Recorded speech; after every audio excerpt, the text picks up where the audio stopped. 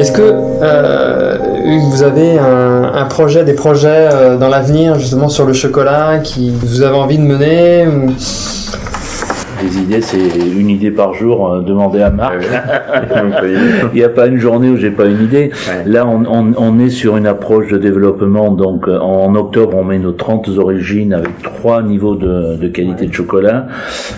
C'est la région ou le pays, c'est le producteur ou le cacaoculteur, et le 3e niveau, c'est les chocolats d'exception, peut-être éphémères, parce qu'on peut pas en avoir beaucoup ou tout le temps. C'est vraiment les grands chocolats qu'on peut trouver et sur lesquels on pourra essayer de faire la différence, de faire plaisir à nos clients. Ça, c'est la tablette. Après, on travaille sur nos bonbons fins, ce que j'appelle les bonbons chocolat fin, où on travaille donc des intérieurs où on essaye de rester, je dirais, le plus raisonnable possible. Je me permets d'utiliser le terme raisonnable parce que on n'a pas envie de réinventer l'eau chaude tous les jours. Vous savez, les 3 parfums, les 4 parfums, les trucs extraordinaires que les autres n'ont pas et ainsi de suite. Non, on est sur quelque chose de solide, de construit, avec des parfums où on a au maximum 3 parfums, quelque chose qui permet de découvrir des nouveautés. C'est le poivre de Chouli, c'est le galanga, c'est aller vers ces produits qui amènent un plus au chocolat, mais on ne cherche pas à être les innovateurs, les premiers à trouver le parfum, comme ça a été avec le yuzu pendant 1 an ou 2, et après on passe à autre chose, et ainsi de suite. Réinventer l'eau chaude, je sais pas faire. Moi, je sais que on crée une dizaine de chocolats par an.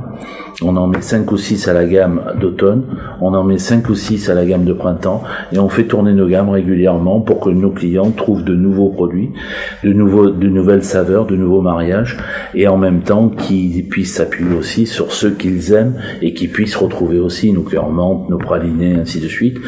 Tous les produits sont faits maison. Le praliné, on le fait nous-mêmes. On achète des amandes, des noisettes entières que l'on praline nous-mêmes. Du Piémont. Voilà. À partir de là, la matière première est primordiale et surtout matière première noble, de qualité. On ne va pas chercher des sous-produits. Ayant travaillé dans les fruits secs, on travaille ça. Oui, j'imagine que vous savez très bien de quoi vous parlez. C'est une exigence première. Et il faut que ça se retrouve dans le goût. C'est pas pour se faire plaisir, c'est pas pour dire j'achète le plus beau, le meilleur. C'est que derrière, il faut que notre praliné amène quelque chose et que les clients le retrouvent dans le goût, quoi. Et je suis 50% en magasin, rien que pour ça.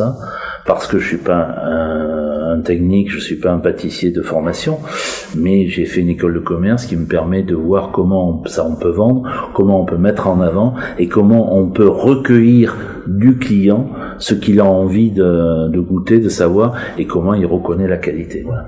Ah, avec tout ça, c'est quoi votre grand rêve chocolaté, quelque chose d'extra fou que vous auriez réalisé? Mon rêve, c'est d'aller sur place, mais je vais le faire à la retraite parce que je suis trop vieux maintenant pour le faire dans la société.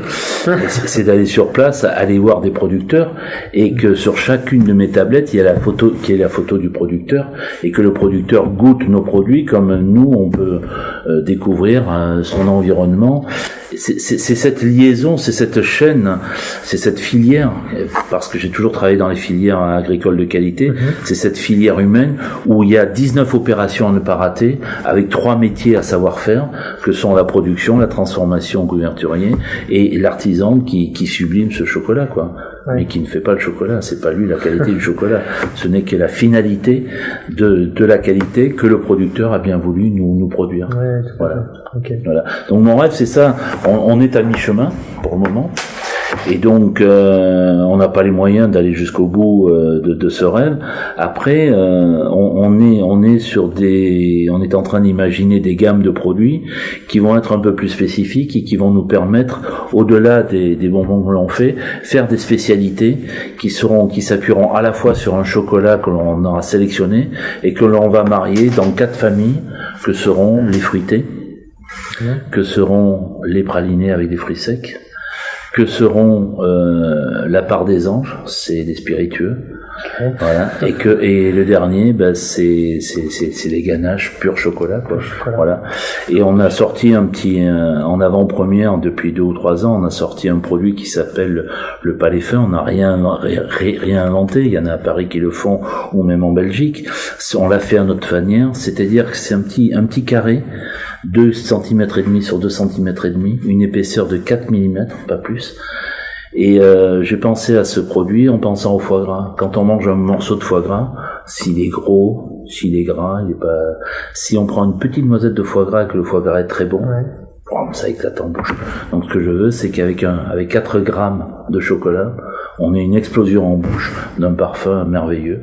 Et là, je trouve que ce palais fin, c'est ce qui nous permet de faire découvrir justement les origines à nos clients, et on va enchaîner là-dessus avec nos gammes des fruits, des 4 produits que l'on a travaillé: chocolat plus fruits secs, chocolat plus. Alors ça n'a rien d'inventif, c'est pas l'eau chaude que je réinvente, c'est un nouvel équilibre dans le goût fruits-chocolat que je veux créer, noisette-chocolat, chocolat pur, donc les palais fins dont je vous ai parlé, et enfin la part des anges, parce que je trouve que le côté spiritueux va très très bien avec le chocolat.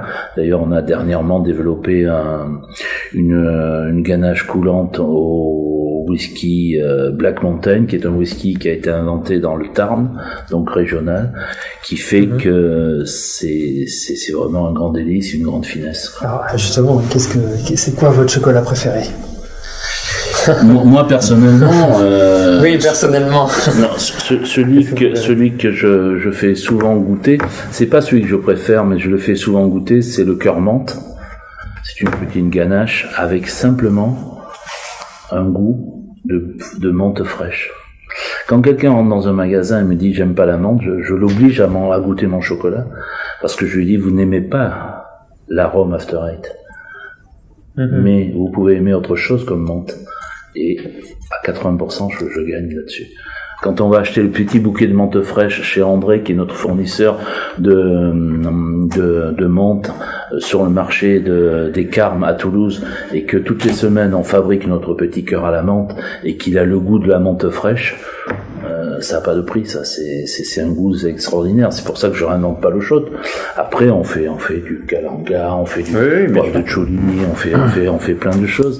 Mais ça, c'est pour moi une valeur sûre qui représente la manière de faire nos chocolats. Ça veut dire plus on peut avoir, en dehors du cacao qui est quand même qui vient des tropiques, plus on peut avoir des produits régionaux et qu'on met en avant et qu'on peut faire valoir sans arôme, sans exhausteur de goût, sans colorant, on a gagné la partie. Pour moi, c'est là où je gagne la partie, et c'est là où je prends le plus de plaisir à avoir quelque chose de plus naturel possible. Okay. Alors, à contrario, quels sont le chocolat ou ce que vous détestez dans ce milieu-là? Le salé dans le chocolat. Le salé dans le chocolat.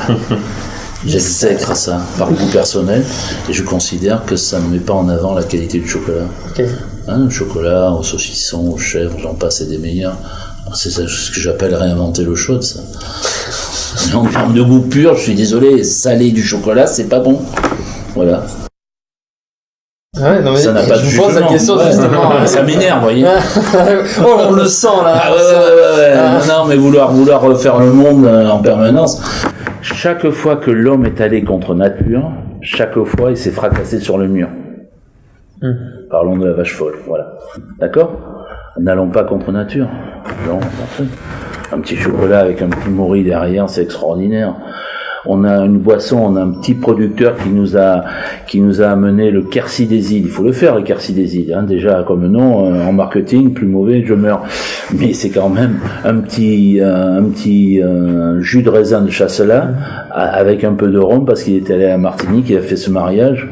Vous mettez ça derrière une petite ganache de Java Syrah ou un petit Lapsang Souchong thé fumé, c'est extraordinaire. C'est un grand plaisir. Ouais. Voilà, moi ça c'est pour moi les plaisirs de la vie, quoi. Voilà.